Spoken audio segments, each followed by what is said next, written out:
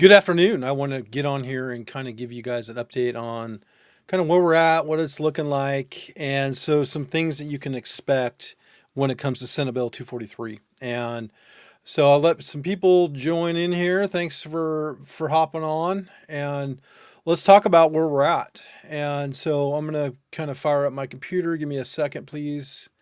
And I think there's just some important parts that we need to make sure we're aware of, and what it's looking like going forward. And so as soon as my computer will update, we will talk about it. So hope you guys are doing good. It's one of my favorite parts of the year, right? So we have Independence Day tomorrow. And so I'm going to share this into my group. And thank you guys for tuning in. And here we go. Okay, so thank you for your patience. So obviously we have 243. So it's going to become law.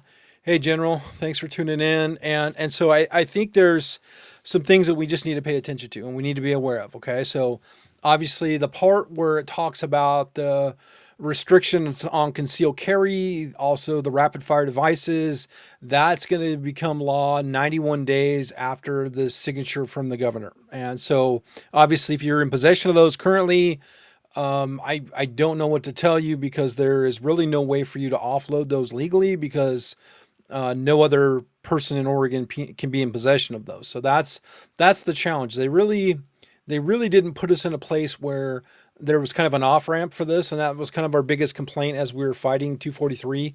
Is what are we supposed to do with the ones that we're in possession of? And I think what's important to note here is obviously the criminal penalty, and I think that's a really bad deal because actually it's a 10 year prison sentence, up to 10 years in prison. It's a felony if I'm in possession.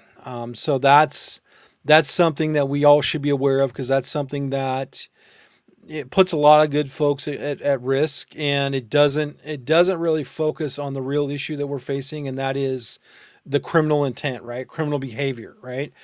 So that is something that we've always been kind of arguing this session is, what does that look like? How do we stop that? And so that's something that we should be aware of. So we have 91 days until this is going into effect. Obviously, that's after the 91 days.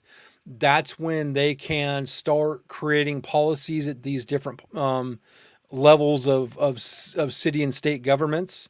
And that's where they can restrict our access with a firearm. There's also some criminal penalties that are associated with those. And so that's something that we should all be aware of as well is the criminal penalties for us exercising our rights, for us carrying a gun to in public to protect ourselves, our families, also the public. And once again, this does not affect the actual criminal behavior. It makes us criminals. And so the last part of Senate Bill 243 is the Measure 114 component. And so that's where we have to understand what the process is looking like for Measure 114. So Measure 114 is still enjoined in court. It's going to go in front of the Oregon State Supreme Court. That's where actually we have a couple cases. So let me back up. We have a state trial that's going to go to the Oregon State Supreme Court, and we also have the federal trial that's going to go down to the Ninth District. We haven't heard any news on what's happening there. It could take years for that to happen, but there is a challenge at the federal level, and so that's kind of our worst case scenario. Obviously, we're hoping that we get the ruling that we need in state court, and so basically, right now, our attorney Tony Aiello is preparing for his response to the state, and he's going to be arguing that it's going to be in November. That's going to be the actual oral argument in front of the Oregon State Supreme Court. So technically, Measure 114 is tied up there. There's going to be no changes in that process. Technically, you know, Measure 114 is Oregon state law, but it's been enjoined. It's been all these legal processes that's prevented it from becoming, something that's prosecutorial, I guess I would say. And so something to be aware of that. So that is part of 243. So there's going to be no movement. And the Measure 114 component to Senate Bill 243 is basically it says that after March 15th of 2026, that's when the magazine ban component of that would be enforceable. The caveat there is the fact that it would actually have to be ruled on at the Oregon State Supreme Court. So they would have to have a verdict saying that in true form that Measure 114 is constitutional, and that's the only way that they could put this into effect. And currently there's nothing in we're in a good position there. Time is our friend currently, and so that's where something that we have to be aware of is the only thing that's going to be really pressing when it comes to Senate Bill 243 is going to be the rapid fire device ban, and that talks about bump stocks, rapid fire devices, force reset triggers, yada yada yada. And so also the restrictions on public property. So those are the only two things that we're really going to be focused on right now. Both of those do have criminal penalties, and so that is a bad thing for us. And so that is another thing that we really should be mindful of. And I'm hoping you guys are paying attention to that. And that's the one thing that there's going to be some good folks that and maybe miss a sign and could be, entrapped in a situation where they used to be able to carry here, now they can't because of a new policy, and that's where this is going to be a bad law for, law-abiding citizens. And one thing we've always said is the most law-abiding part of our society is the concealed carriers. They are definitely not the ones that are committing these crimes, and they're not the ones that we really should be focusing on. And so it's gross. It's another example of a knee-jerk reaction to a policy, making policy that's a bad policy.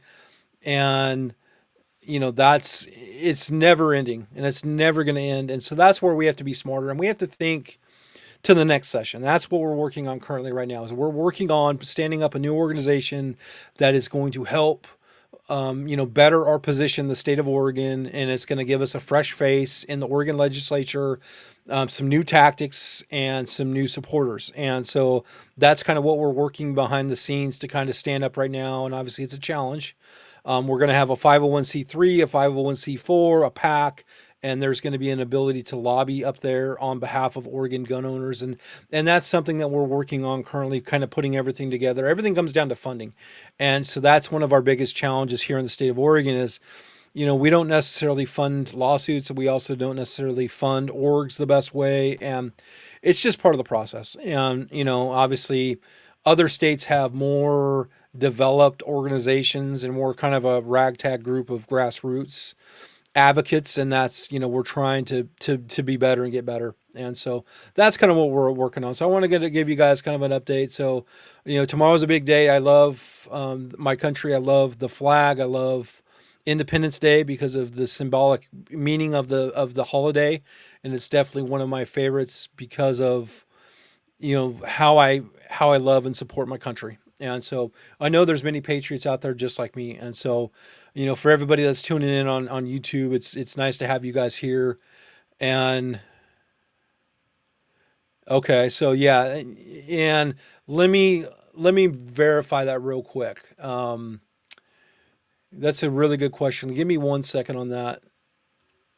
And there's just so many different facets of that. And so I want to make sure that that's 100% accurate. I believe it's accurate. Misdemeanor possession sounds about right. I want to say that I thought it was a felony, and if I'm mistaken, then I'll correct that. So thank you for that. Give me 1 second. I'm just pulling up. So if you guys don't know about OLS is a great way for you guys to navigate the system. Everything is there on the website. You can see kind of what everything looks like and kind of go from there. And it's a good way for you to kind of know what these laws are and what it looks like, and what they're proposing, who's in charge of it. Absolutely, General. Technically, my belt loop. I don't know about you. I don't know if you grew up that way. When I was a kid, we had a belt loop bump stock, and I actually brought that up as a point in one of my testimonies that are you going to ban my belt loops? Because it's the same principle, and so yeah, no comment, General. So I'm still trying to pull this thing up. My computer's going slow. And so,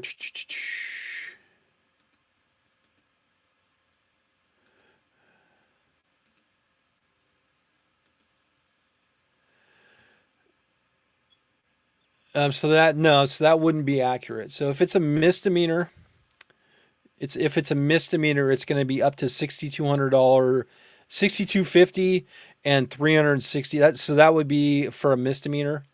For some reason, my computer is froze up, and I'm not pulling that up. So if you guys have the link and want to drop it in here, I'd appreciate that, and we can obviously correct the information. But obviously, anything anything that's going to be a misdemeanor, like typically a class A misdemeanor is up to 364 days in jail, a $6,250 fine. That's the fine that we're facing on many of these bills, and that's measure 114's got that same penalty, and so absolutely yes, and so I'm gonna correct that. I'm gonna make sure that that's accurate, and I'll put a correction in the pinned comments because I for some reason my computer's not pulling it up, and so I corrected. So what I'm seeing, it's transfer possession. It was a felony.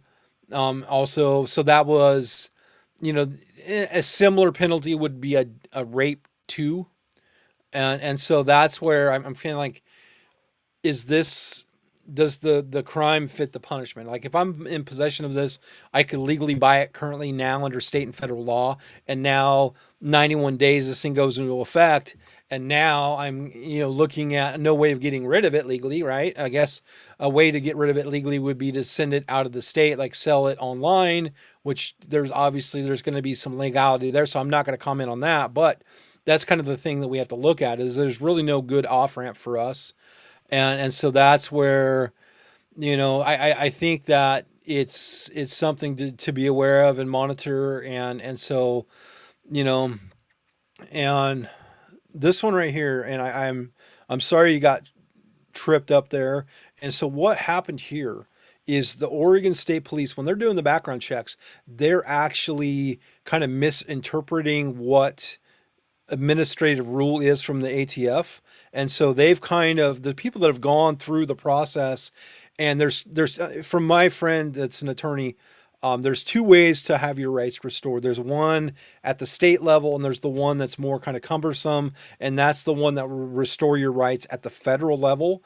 And I feel, and I might be mistaken here, but from the way he explained it to me, it is the ones that are being restored at the federal level are the ones that are being recognized by the Oregon State Police. And so if you've gone through the rights restoral process, and you've done everything you're supposed to do, you paid the fines, you've done everything legally that you're supposed to do, they're just basically, re evaluating the way they implement this, and that's what's denying a lot of good folks. And there's a lot of good folks that are getting hung up there, and this is another violation of your constitutional protected rights, because it's a right delay is a right denied, right? And so that's something to be aware of. And if you guys have any question, that you guys can contact me. I do have connections with friends that do gun right. Oregon Gun Law is a really good guy that does work on what rights restitution. There's all other attorneys that do that as well. And I feel at this point, there's the people that I come in contact with that are having their rights restored. Typically, they are fierce defenders of their rights because they know what it's like to be on the other side. And so I feel that they're going to stand up, they're going to be a part of this, they're going to try to stop this, the insanity that's happening. And so I feel that everybody has the right, if they have paid their debt to society within reason, obviously, and they're law abiding now. Just because they made a mistake in their past, they should not be. Obviously, there's caveats to everything, right?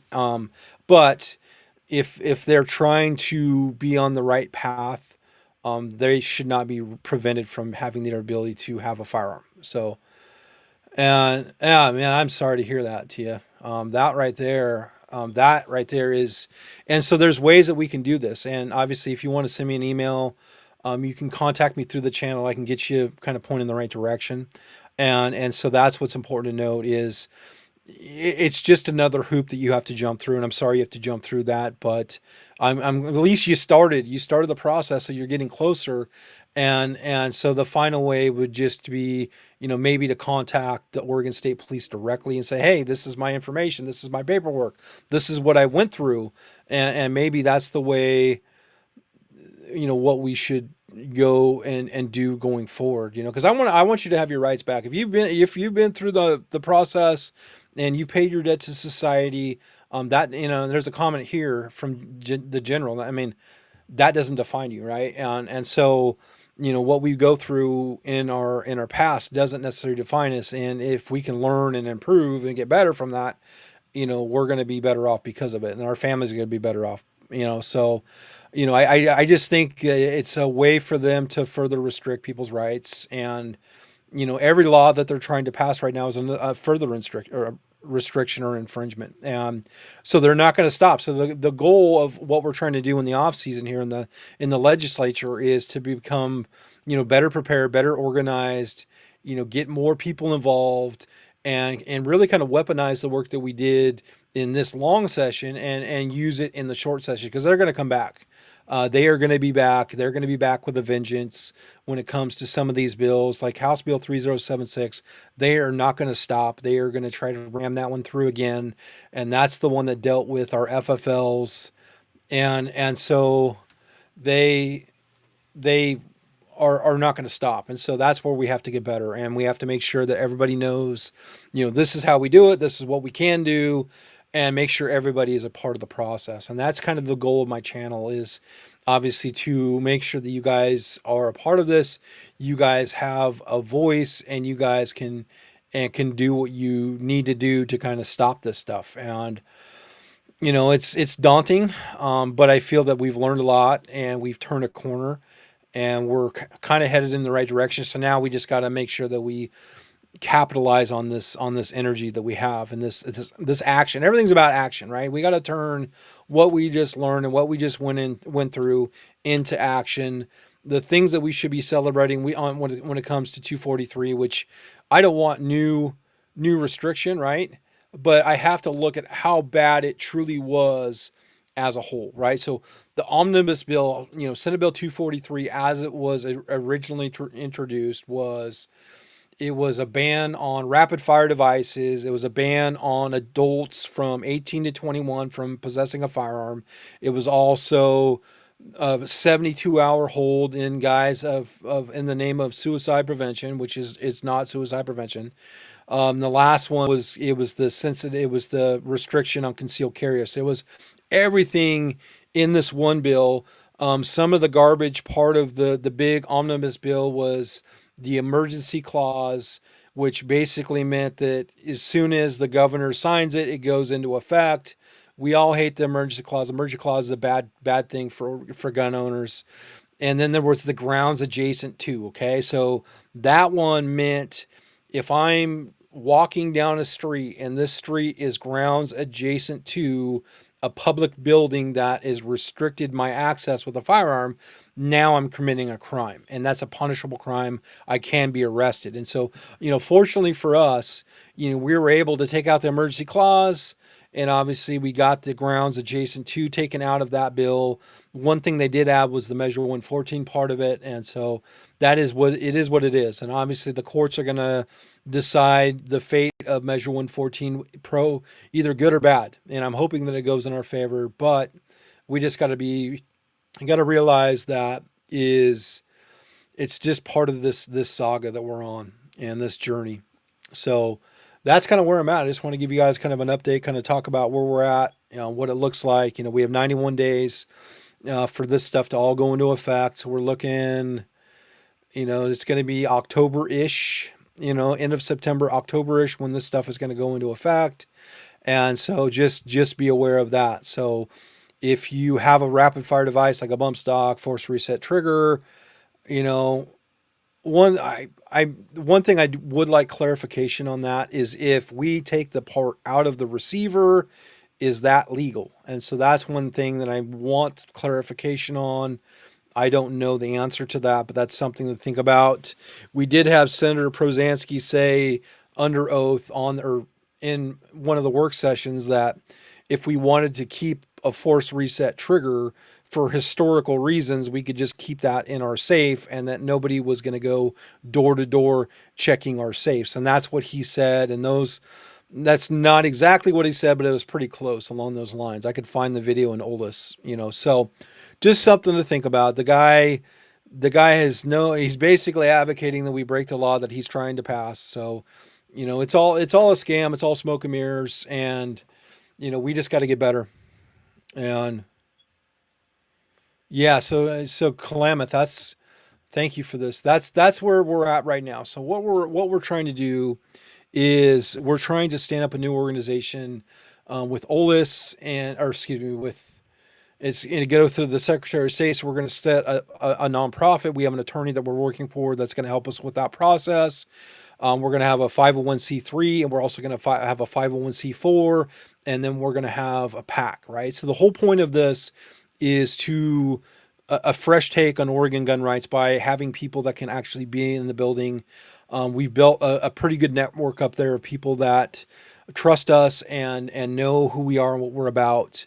And that's what we're trying. And it comes down to funding, right? So everything is, funding's tight. And so I'm working on creating a way for us to get the support that we need. So then we get the infrastructure in place, then we have an up to date and we have an org that's ready to go.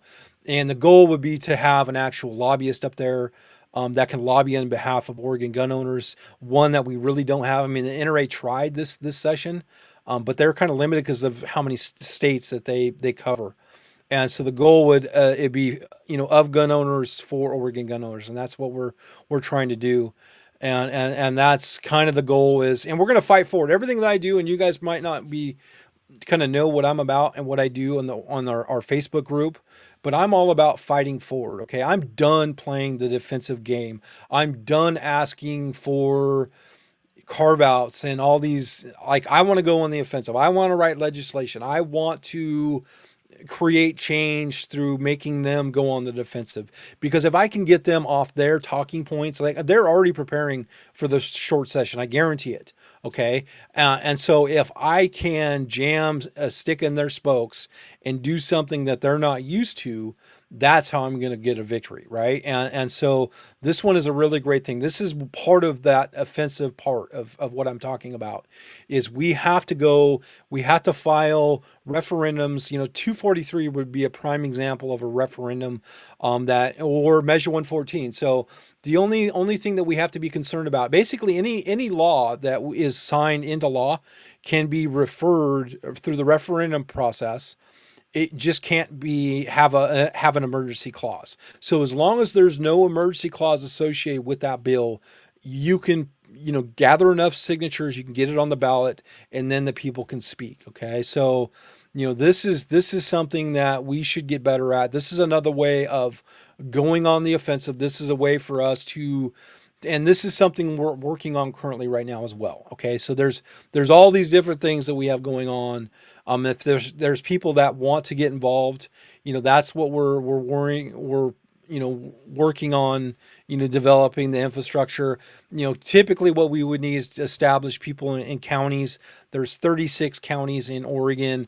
Once we have everything stood up and we have everything in place, then it's going to be easier to put people in place in the counties that can be county leads that can kind of help organize. It could be signature gathering for, or making sure we're registered to vote. It's all these different things that we could be doing. And so, that's something that's all in the works. It just takes that the money and the people that want to be a part of the process. And I know it's not for everybody. A lot of people, they work a lot. They don't have the free time, and a lot of people are exiting the state. So I completely get it. But for the ones that are here that are going to make a stand, this is how we can do it. And so, yeah, the general, 100%. I wish I could win the lottery. I never play the lottery. That's the thing.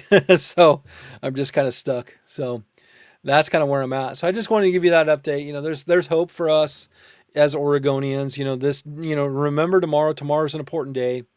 And so just know that we're continuing to move forward. Things are what they are.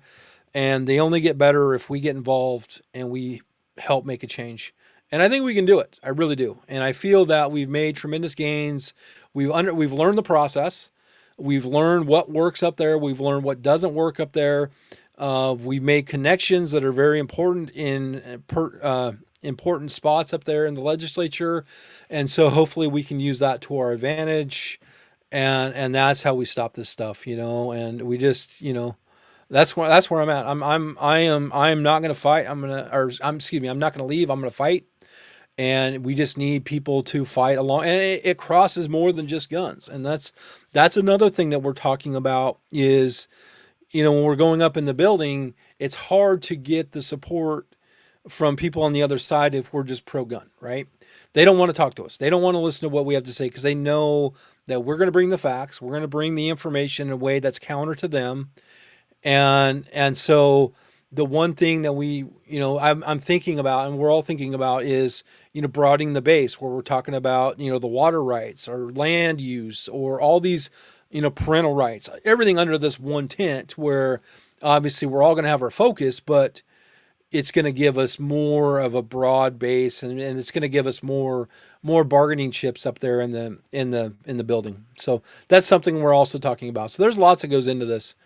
Yeah, so 100% Zach. We have 90 days or so, obviously, from when the governor signs it. I haven't seen anything of her signing it yet, so I'm putting out, October-ish, like the end of September, beginning of October. That's when the rapid fire device is going to go into effect. So that's where we're going to have to understand what they are. Yeah, so 100. Yeah, we're kind of splitting hairs. I mean, they're anti-liberty, really.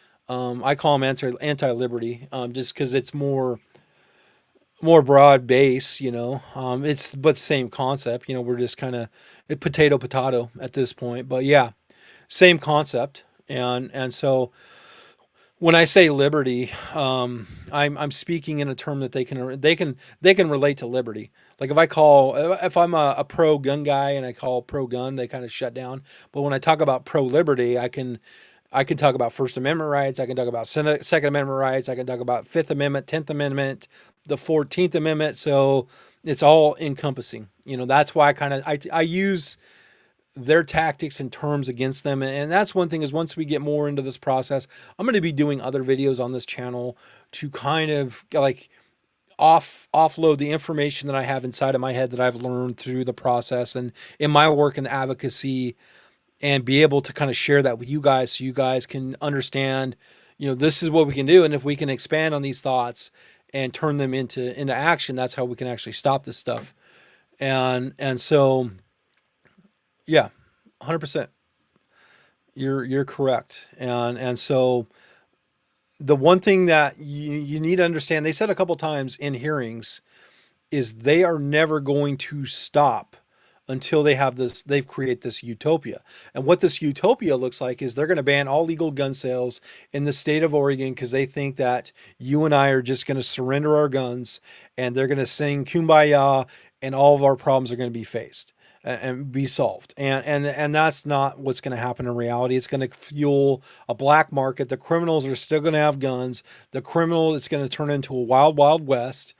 And they've said this. They've said this out loud in multiple hearings this year, when we're up there in the session. And this is what they want. They want a utopia. That's why 3076 was introduced, because that literally would have shut down every sale. We could look at Measure 114. That would have the same effect, because without a permit to purchase, you can't go buy a gun without an actual program to go through the process to get your permit to purchase. Like, gun sales are going to come to a halt. The only people that are going to still get guns are criminals, and so that's never going to change. And so that's kind of where I'm at. So 100% right there. The backbone of our Constitution is the Second Amendment, right? And the goal here is to give you all the voice, point you in a direction, saying, here's how we do it. This is what we can do. Now let's go do it. And so, that's something that we should all be aware of, is this is a move that's only going to benefit all of us if we can go moving in the right direction together. We're fighting forward. So very good comment. Yeah, well, welcome to Oregon, and we're glad you're here. And no, we have to fight it from a liberty standpoint. And the reason we say liberty is it's a way for them to get them off script, off talking point, because they're not used to hearing the term liberty, right? They're not used. That's not a term that they use because it's not something that's familiar to them. And so when I get into their office, like especially someone that's anti-gun, and I start talking about civil liberties, I'm like, huh, like I kind of see them kind of perk up, and they're like, yeah, civil liberties, yeah, I like civil liberties, and then I start talking about guns, right? And so then they're kind of shut down, right? Because I spun it in a way that they can relate to, and that's the civil liberties, because they're all about civil liberties, right? Or infringing upon civil liberties, depending on how you look at it. And so this is something that we have common ground on, right? Civil liberties. And so then when I'm able to kind of pivot a little bit and kind of start talking about guns, obviously that's when I lose my audience. But I made up ground by talking about a language that they can speak and they know. And so that's something that we all should be aware of, right? And so I'm glad you're here. Obviously, it's all about learning and getting better. That's what I love about YouTube. I do have another channel that I run, and everything we do is about education, right? Gun safety. I'm a big proponent of guns. And some people might not know about me is my gun was actually used to save my life back in 2013, and so I've used that example. I've told that story thousands of times, how my gun was used to save my life, and how we were a good person with a gun and we didn't fire a shot.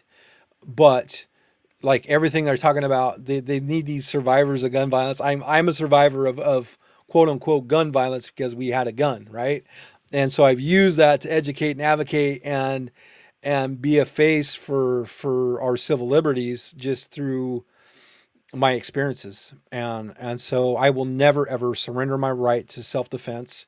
I will never surrender my ability to be able to protect myself, my family, period, full stop. And I will always use my microphone, my platform that I've developed to give you at home that same opportunity and get you guys involved. And so that's kind of where I'm at. And this right here, thank you.